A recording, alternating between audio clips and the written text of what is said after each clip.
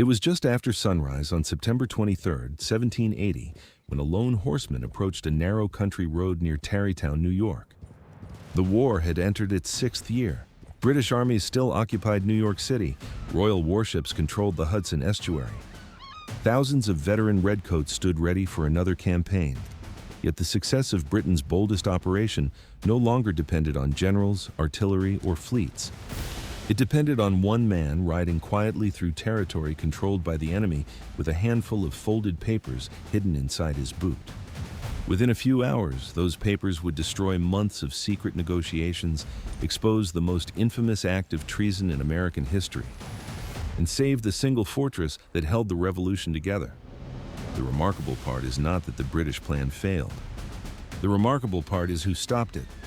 Not George Washington, not a continental general, not an elite intelligence officer. 3 local militiamen armed with muskets standing beside a road where almost nobody expected history to change. They never fought a battle that morning. They never fired a shot. They simply refused to let one well-dressed traveler continue on his way.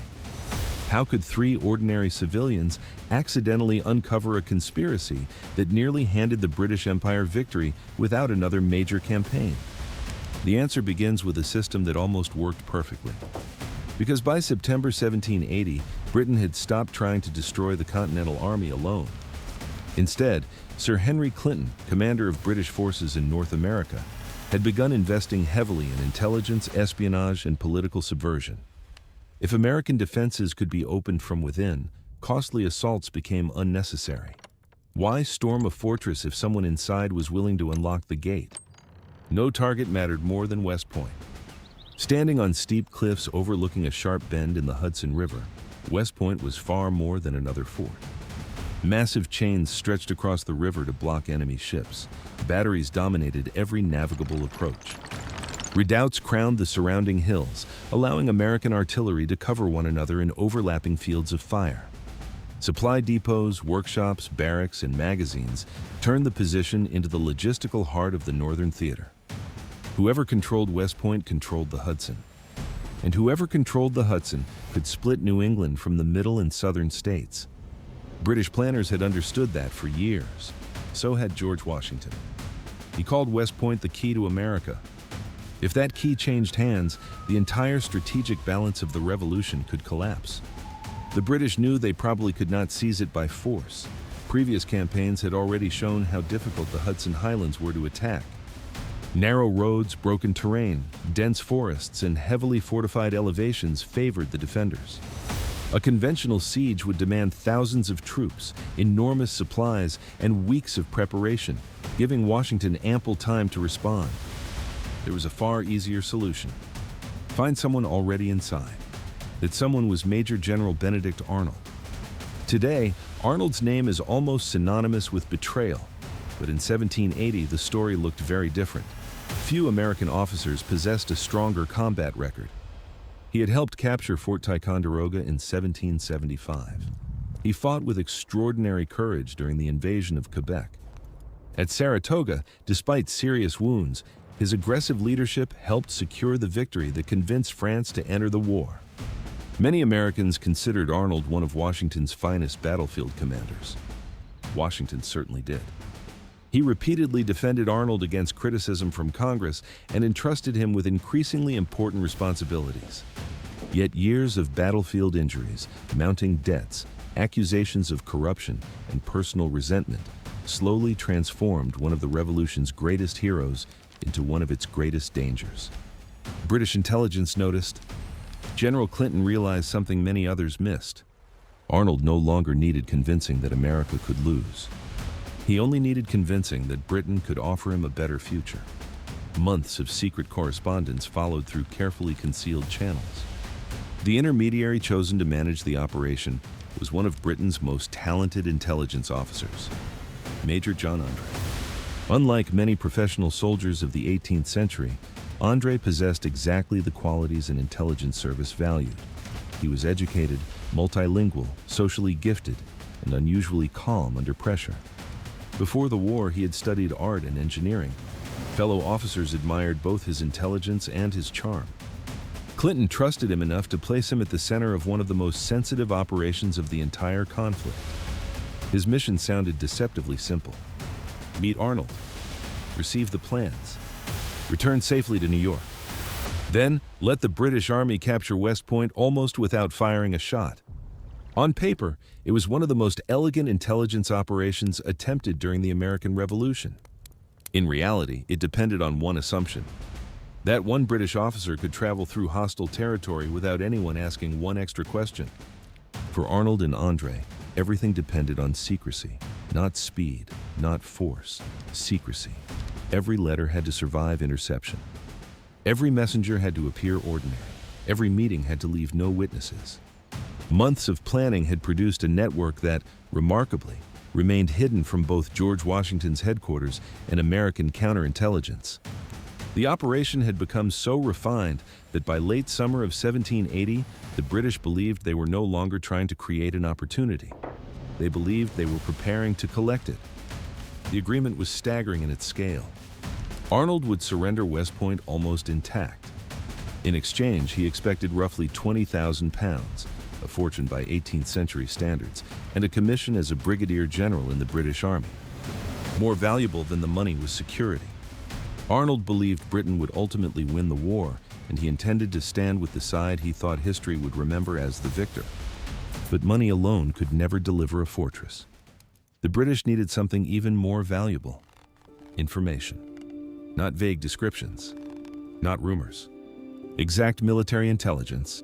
They needed engineering drawings, artillery positions, troop strengths, supply inventories, weak points in the defenses, and the routines governing the fortress. They needed to know where American cannon covered the river, which batteries could support one another, where the garrison slept, how quickly reinforcements could assemble, and which sections were unfinished or vulnerable. Only the commanding officer possessed all of that. Arnold did. After Washington placed him in command of West Point in August 1780, Arnold gained unrestricted access to nearly every military detail the British required. He inspected fortifications daily. He approved construction projects. He reviewed inventories. Engineers reported directly to him. Couriers carried documents through his headquarters without raising suspicion, because that was precisely where such information belonged. No spy could have gathered intelligence this complete. Only the commander himself could provide it. That was the mechanism behind the entire operation. Britain was not stealing secrets. America's own fortress commander was preparing to hand them over. Still, one enormous problem remained. Arnold and André had never met face to face. Letters could arrange a conspiracy. They could not finalize one. The details were simply too dangerous to trust to paper. If a courier disappeared or a message was intercepted, Clinton's entire intelligence network might be exposed. The final exchange required a private meeting where maps could be examined, questions answered, and precise instructions delivered. Finding a safe place for that meeting proved far more difficult than either side expected. The Hudson River formed the dividing line between opposing armies. British warships controlled much of the lower river. American artillery dominated critical points farther north.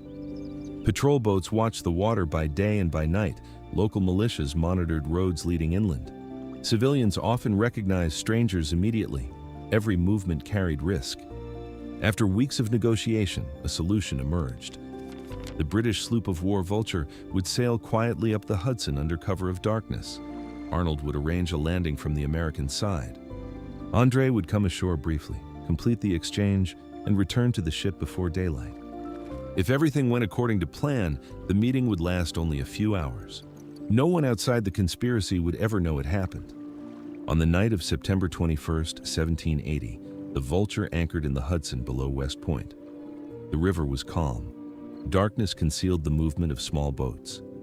Local intermediaries guided André across the water to meet Arnold near the western bank. For hours, the two officers examined documents, discussed troop dispositions, and reviewed the fortress in extraordinary detail. Arnold handed over papers describing West Point's defenses with a level of precision impossible for British reconnaissance to obtain from outside the walls. The meeting itself was an astonishing success. Everything the British had hoped to learn was now in André's possession. Then the first crack appeared. As dawn approached, American artillery on the river opened fire toward the Vulture.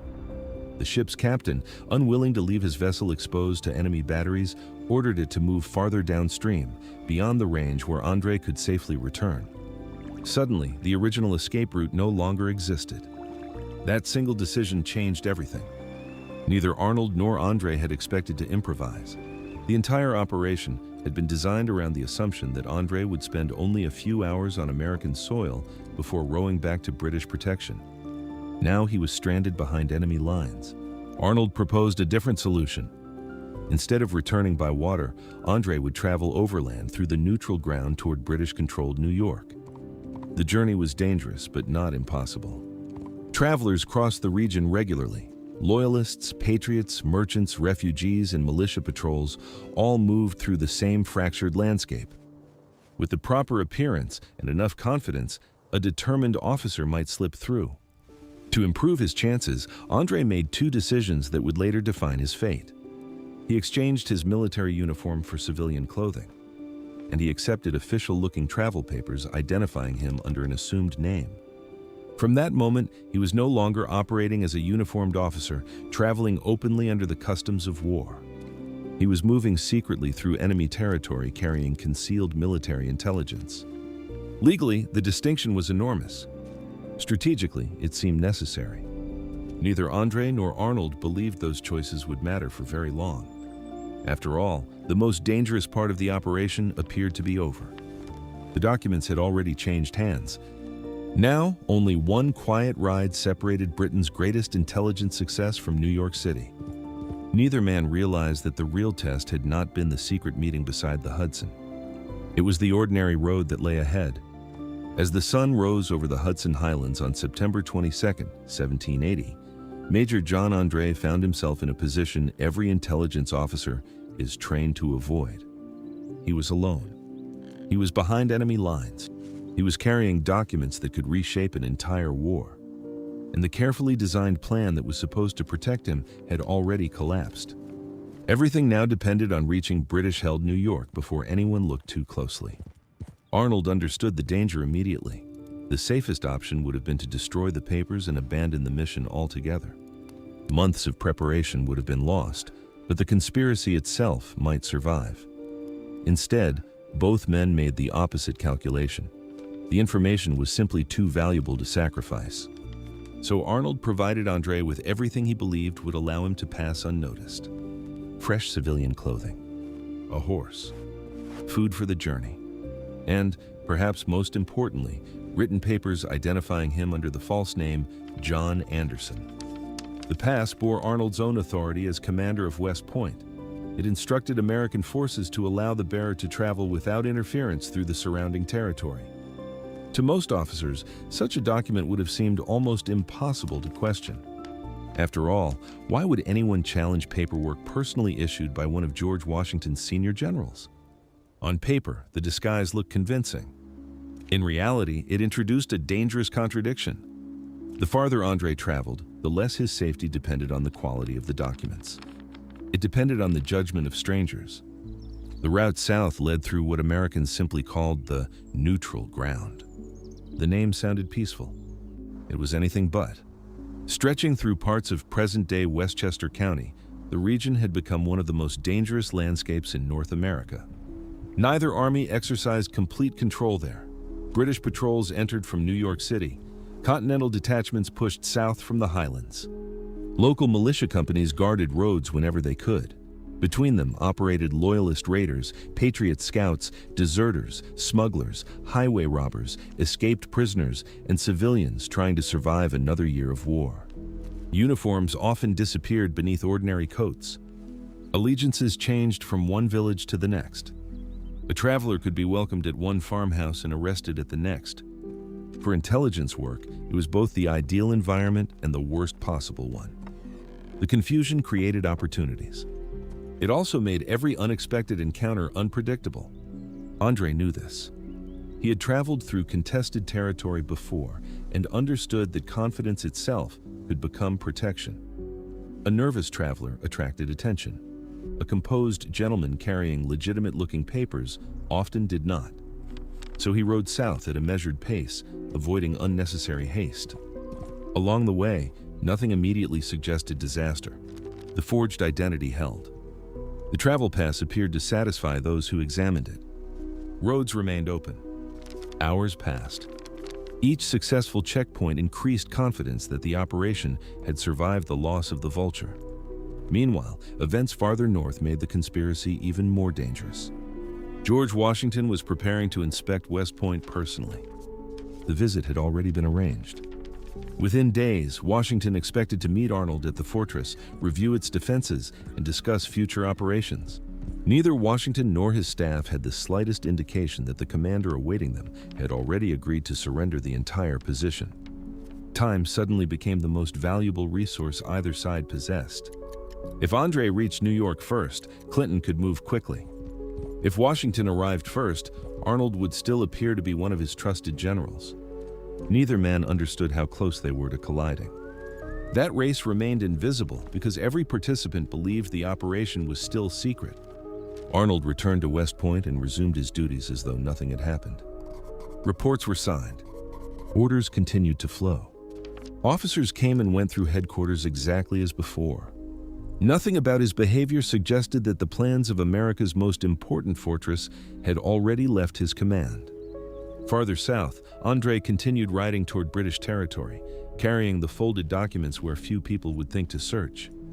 Instead of keeping them in saddlebags or pockets, he concealed them inside one of his stockings, tucked beneath his boot against his leg. It was an old intelligence practice. If a traveler was questioned casually, baggage might be inspected first. Hidden papers stood a better chance of escaping notice. The choice seemed sensible. Yet it rested on another assumption, that no one would ever conduct a thorough search. Military checkpoints in the 18th century rarely functioned like modern border crossings. Most relied on quick judgments. Guards evaluated clothing, speech, accents, horses, equipment, and paperwork. Experienced soldiers often decided within moments whether someone appeared trustworthy. That system worked because stopping every traveler for an exhaustive inspection would have brought movement to a standstill. André expected to benefit from exactly that habit. He looked respectable. He carried convincing documents. He behaved like a gentleman with legitimate business. The system, in theory, should wave him through. What he could not know was that the men he was about to meet were not following the habits that British intelligence had anticipated. They were not searching for polished officers. They were searching for anything that felt wrong. And on a quiet road near Tarrytown, 3 militiamen had already decided that appearances alone would never be enough. The morning of September 23rd seemed almost routine. Major John André had already covered much of the distance separating him from British territory. Behind him lay West Point, Arnold, and the secret meeting beside the Hudson. Ahead lay New York City and the safety of General Clinton's headquarters. Every mile increased the chances that Britain's most ambitious intelligence operation would succeed. Nothing suggested that the journey was about to end on an ordinary country road crossed every day by farmers, traders, and local patrols. Near Tarrytown, 3 American militiamen had chosen a spot where travelers naturally slowed.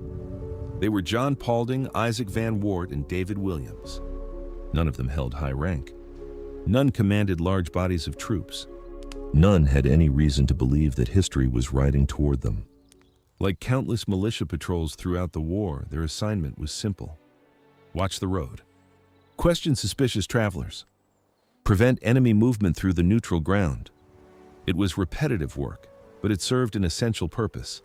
The regular Continental Army could not guard every road, bridge, and crossroads. Local militia filled those gaps, operating in small groups that knew the terrain better than anyone else. They recognized unfamiliar faces, understood which routes smugglers preferred, and noticed small irregularities that outsiders often overlooked.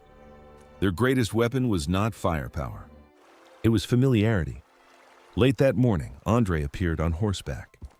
At first glance, nothing about him demanded immediate suspicion. He was neatly dressed in civilian clothing. His horse was well kept. His manner was calm and educated. He carried himself like a gentleman rather than a fugitive. For many patrols, that first impression might have been enough. It almost was. According to later testimony, one of the militiamen called for him to halt. André complied without resistance. The encounter began as dozens of similar roadside inspections had begun before it. Then came the first question: which side? It was a remarkably effective test. The neutral ground was filled with divided loyalties. Travelers often revealed themselves not through documents, but through assumptions. Believing the three men to be loyalists because of the way they were dressed, André answered with complete confidence: the lower party. In other words, the British. The response was fatal.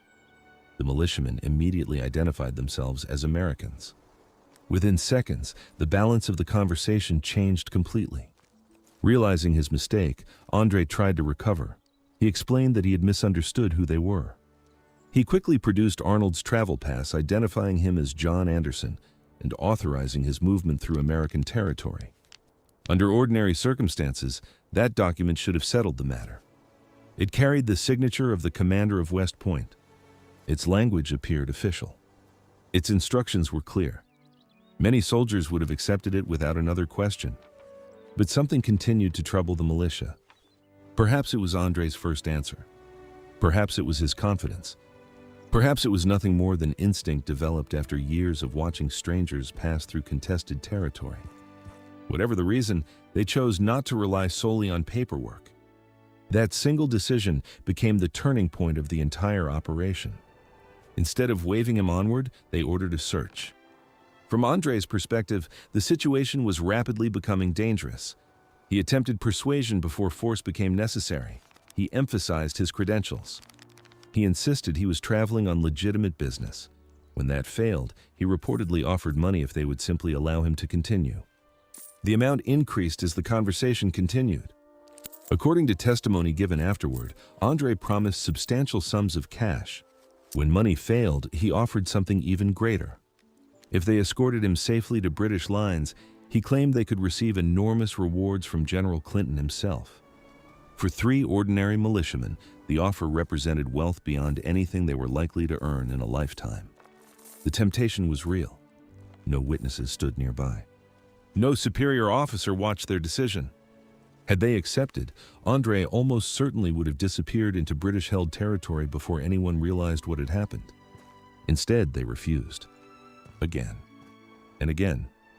Their orders were to stop suspicious travelers. No amount of money changed that. The search continued. They examined his clothing. They checked his pockets. Nothing decisive appeared.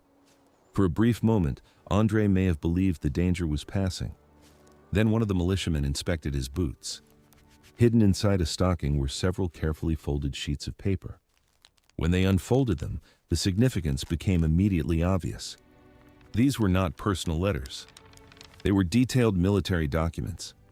Plans of West Point's fortifications. Descriptions of artillery positions. Information about troop dispositions. Engineering details available only to someone with direct access to the fortress. The discovery transformed an ordinary roadside stop into one of the greatest intelligence breakthroughs of the Revolutionary War. At that instant, the mechanism sustaining the entire British operation collapsed. The disguise no longer mattered. The travel pass no longer mattered. Even André's true identity mattered less than the papers, now lying in the hands of three militiamen. For months, Britain's conspiracy had survived because every layer protected the next. Secret letters concealed Arnold. Arnold protected André. The disguise protected the courier. The documents remained hidden. Now every layer had failed at once. And somewhere to the north, Benedict Arnold still believed his secret was safe. His greatest fear was that André might be delayed. He had no idea the plans hidden inside a boot had already begun racing toward American headquarters instead. The three militiamen understood only one thing with certainty. The traveler they had stopped was carrying military documents he had gone to extraordinary lengths to conceal. They still did not know his real name. They did not know he had met Benedict Arnold. They did not know they had interrupted the most dangerous act of treason in the Revolutionary War. But they knew enough to avoid making the one mistake that could erase their discovery. They did not try to solve the mystery themselves. Instead, they turned both the prisoner and the documents over to their superior officers. That decision proved just as important as finding the papers in the first place. Too often, Intelligence fails, not because information is missed, but because it never reaches the people capable of acting on it. Messages are delayed, reports are dismissed, critical evidence becomes trapped somewhere in the chain of command. Here, the opposite happened. The information kept moving, and with every mile it traveled north, the danger to Benedict Arnold grew. André was first taken to Lieutenant Colonel John Jameson, the American officer responsible for the district. Jameson immediately recognized that the prisoner was no ordinary traveler. The papers contained detailed descriptions of West Point's defenses, drawn with a precision impossible to explain away. Someone with direct access to the fortress had supplied them. Yet Jameson faced a problem. The travel pass found on André bore Benedict Arnold's signature. Arnold was not just another officer. He was the commanding general at West Point, a man trusted personally by George Washington, a hero of Saratoga, one of the most respected officers in the Continental Army. Accusing such a man, even indirectly, was almost unthinkable. Jameson hesitated. Believing military protocol required him to inform Arnold that a man carrying his pass had been detained, he prepared a letter describing André's capture. If that message reached Arnold first, the entire operation could still unravel. Arnold would have hours to destroy evidence, invent explanations, or simply disappear before Washington learned the truth. Ironically, after surviving months of secret correspondence, a dangerous meeting behind enemy lines, and André's capture itself, the conspiracy now came within a single administrative decision of escaping exposure. Fortunately for the Americans, another officer recognized the risk. Major Benjamin Tallmadge. Tallmadge understood intelligence work better than almost anyone in Washington's army. As the head of the Culper spy ring, he spent years building networks, evaluating reports, and identifying deception inside British-held territory. Looking at André, Tallmadge saw something Jameson had not yet accepted. No innocent traveler hid engineering drawings inside his stocking. No legitimate messenger crossed enemy lines in disguise carrying secret military plans. The evidence pointed in only one direction. This was espionage. Tallmadge strongly urged Jameson not to send the warning to Arnold until Washington himself could be informed.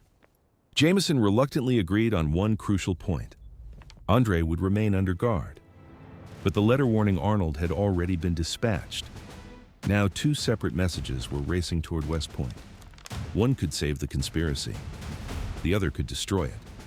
The outcome depended entirely on which arrived first. On the morning of September 25th, George Washington began traveling toward West Point for his scheduled inspection. He expected an ordinary military conference.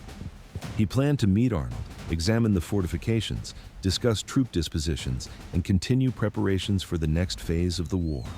Instead, the first signs of disaster appeared before he even reached the fortress.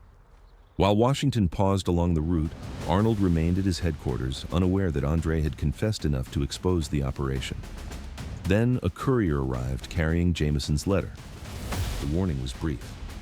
A man traveling under Arnold's pass had been arrested. Secret military papers had been discovered. In an instant, Arnold understood everything. The operation had failed. André had not reached New York. The hidden documents had been found. There would be no convincing explanation. Washington was only minutes away. Arnold had almost no time left. He reacted with extraordinary speed. Leaving the breakfast table under the pretense of urgent business, he hurried from the house, mounted a horse, and rode directly toward the Hudson River. Waiting nearby was a small boat that carried him downstream toward the British sloop Vulture, still operating on the river despite having moved from its original anchorage days earlier.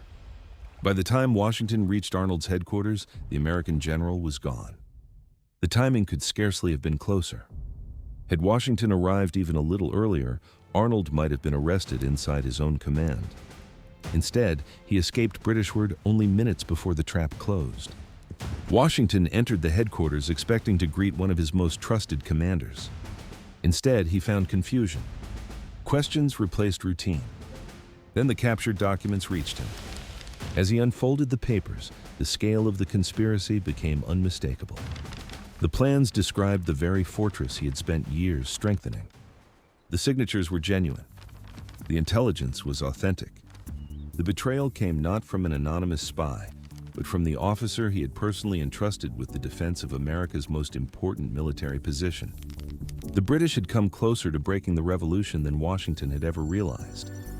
And all of it had collapsed because 3 militiamen refused to accept appearances, and because one hidden packet of papers never reached New York. By the time Benedict Arnold stepped aboard the British ship Vulture, there was nothing left to save except himself. The conspiracy had collapsed. The plans had been captured. George Washington knew. West Point remained in American hands. Only one question still remained. What would happen to the man who had carried Britain's greatest secret? Unlike Arnold, Major John André had nowhere to escape. He remained under American guard, fully aware that the papers hidden inside his boot had transformed him from a trusted intelligence officer into one of the most valuable prisoners of the entire war. At first, André attempted to explain his actions. He did not deny meeting Arnold. He did not deny carrying the documents. Instead, he argued that circumstances, not intention, had forced him into the role he ultimately played. His original mission, he explained, had been to meet Arnold briefly and return directly to the Vulture. Only after American artillery forced the ship downstream had he agreed to travel overland. The civilian clothes had not been part of the original plan. Neither, he claimed, had passing through American territory in disguise.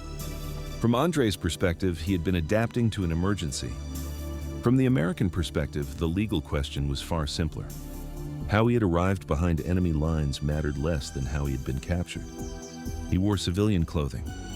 He carried concealed military intelligence. He traveled under a false identity. He possessed secret documents hidden inside his clothing. Under the accepted laws and customs of 18th century warfare, those facts placed him in the category of a spy. And spies faced a very different fate from ordinary prisoners of war. Captured officers were normally exchanged. Spies were commonly executed. Washington understood the importance of the decision. Executing a respected British officer risked provoking retaliation. Showing mercy, however, risked signaling that covert operations against American positions carried little consequence. The case demanded careful judgment rather than immediate revenge. To ensure the verdict could withstand scrutiny, Washington ordered a formal board of senior officers to examine the evidence. The panel included some of the Continental Army's most experienced commanders, among them Nathaniel Greene, the officer Washington trusted to preside over the proceedings. The board reviewed André's own statements. They examined the captured papers. They considered the circumstances of his arrest. Most importantly, they focused not on whether André was honorable, but on whether his actions matched the accepted definition of espionage. Ironically, André's honesty strengthened the case against him. He admitted traveling under an assumed name. He admitted wearing civilian clothing. He admitted concealing military documents. There was little factual disagreement. Only the consequences remained. After reviewing the evidence, the board reached a unanimous conclusion. Major John André had acted as a spy. The sentence was death by hanging. Even many American officers found the outcome personally painful. Unlike Benedict Arnold, André had earned widespread respect from both sides. Witnesses consistently described him as intelligent, courteous, disciplined, and courageous. Several officers who guarded him later wrote that they admired his composure throughout his imprisonment. Washington himself appears to have distinguished sharply between André and Arnold. Arnold had betrayed a trust freely given. André had served his own country. But personal respect could not erase military reality. If Washington ignored the rules in this case simply because the prisoner was well-educated, well-connected, and widely admired, every future espionage trial would become vulnerable to political influence rather than consistent military law. The decision remained unchanged. Meanwhile, British commanders searched desperately for a solution. General Henry Clinton valued André enormously and understood that replacing an intelligence officer of his ability would be extraordinarily difficult. Attempts were made to negotiate. Some suggested prisoner exchanges. Others quietly hoped Washington might commute the sentence. None succeeded. One proposal was especially revealing. British representatives hinted that André might be exchanged for Benedict Arnold himself. From the American perspective, the idea was impossible. Arnold was no longer simply a British officer. He was the architect of the conspiracy. Surrendering him in exchange for the courier who carried out his orders would have undermined everything the investigation had established. Washington refused. On October 2, 1780, John André was escorted to the place of execution at Tappan, New York. Contemporary accounts describe remarkable composure. He spoke calmly with the officers around him. He expressed regret for the circumstances, but not for serving his country. Even American witnesses who believed the sentence necessary often wrote afterward that André faced death with dignity. His execution closed the operational chapter of the conspiracy, but it did not erase its consequences. Benedict Arnold received his commission in the British Army and lived out the remainder of the war fighting against the cause he had once championed. Yet despite gaining the officer he wanted, General Clinton had lost something far more valuable. The plans of West Point never reached British headquarters. The opportunity to seize the fortress vanished. Months of patient intelligence work had ended, not because the network lacked skill, but because, at the final step, one courier encountered 3 men who refused to stop asking questions. The British had built an operation sophisticated enough to penetrate America's strongest fortress. It was defeated by a roadside inspection that lasted only a few minutes. When news of Benedict Arnold's betrayal spread across America, people remembered the name of the general. History remembered something else: the operation itself. Because if you strip away the famous names, the dramatic escape, and the courtroom proceedings, what remains is one of the clearest demonstrations of how wars are often decided, not by overwhelming force, but by the strength of ordinary systems that continue functioning exactly as they should. Britain's plan was not reckless. It was brilliant. Every major component had worked. British intelligence identified a vulnerable American commander. Secret correspondence remained undiscovered for months. A face-to-face meeting was successfully arranged. The commanding officer of West Point willingly supplied detailed military information. The documents left the fortress. The courier escaped the meeting. Even after the Vulture was forced downstream, André traveled for nearly 2 days through hostile territory without being captured. For almost every stage of the operation, British planning had succeeded. The failure came only at the final link. 1 checkpoint. 3 militiamen. 1 decision to keep searching after the paperwork appeared convincing. Military historians often focus on grand strategy, campaigns, armies, logistics, and famous commanders. Those factors certainly shaped the Revolutionary War. But intelligence operations follow a different logic. An espionage network is only as strong as its weakest point. Every previous layer of security becomes meaningless if the final courier fails. That is exactly what happened in September 1780. The British did not lose because André lacked courage. He demonstrated remarkable composure from beginning to end. They did not lose because Arnold failed to provide useful intelligence. He delivered precisely what British commanders wanted. Nor did they lose because their planning was careless. Quite the opposite. The operation came closer to success than almost any intelligence mission attempted during the war. It failed because successful espionage ultimately depends on something impossible to eliminate entirely: human judgment. The 3 militiamen were not following an advanced intelligence manual. They were applying simple discipline. They questioned a stranger. They noticed an inconsistency. They refused a convincing explanation. They ignored increasingly generous bribe offers. And they completed the search instead of stopping halfway. None of those decisions seemed extraordinary by itself. Together, they changed the course of the Revolutionary War. Had André crossed that final checkpoint, General Henry Clinton would almost certainly have received detailed plans of West Point within days. British commanders would have known exactly where the fortress was strongest, where it was weakest, how many men defended it, where supplies were stored, and how Arnold intended to facilitate its capture. No historian can state with certainty that Britain would have taken West Point. History rarely offers certainty. Washington still commanded an experienced army. American resistance would not have vanished overnight. Countless variables remained beyond anyone's control. But historians broadly agree on one point. The loss of West Point would have been one of the gravest military disasters suffered by the Continental Army. Control of the Hudson River corridor had shaped British strategy since the beginning of the conflict. Capturing the fortress could have divided the American states geographically, disrupted communications, complicated logistics, and dramatically strengthened Britain's position during a critical stage of the war. Instead, none of it happened. West Point remained in American hands for the rest of the Revolution. Washington retained control of the Hudson Highlands. The British never received another opportunity quite like the one they lost in September 1780. As for the three men who stopped André, John Paulding, Isaac Van Wart, and David Williams, they did not become famous generals or wealthy politicians. Yet Congress formally recognized their actions, awarding each a silver medal and a lifetime pension in recognition of their service. Their achievement was not that they defeated an army. It was that they prevented one from gaining its greatest opportunity. More than 2 centuries later, their story still offers an important lesson. Wars are remembered through the names of kings, presidents, and generals. But history often turns because ordinary people take routine responsibilities seriously. On one quiet road outside Tarrytown, 3 militiamen refused to make an exception. A hidden packet of papers never reached New York. One fortress stayed American. And one decision beside a country road became one of the most consequential inspections in military history. If you enjoyed this story and want to see more true military history told through the decisive moments that changed entire wars, subscribe to the channel so you don't miss the next episode. And here's a question for you.